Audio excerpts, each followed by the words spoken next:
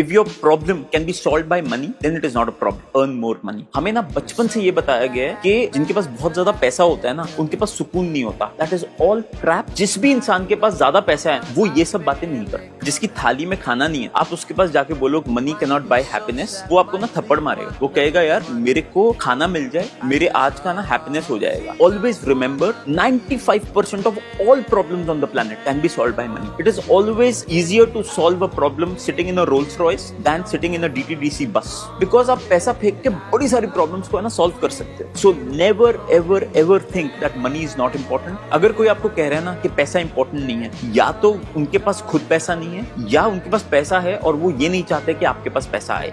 Never ever fall into that trap. And it is true that money cannot buy everything, but poverty cannot buy anything. So earn as much money as you can in a legitimate way.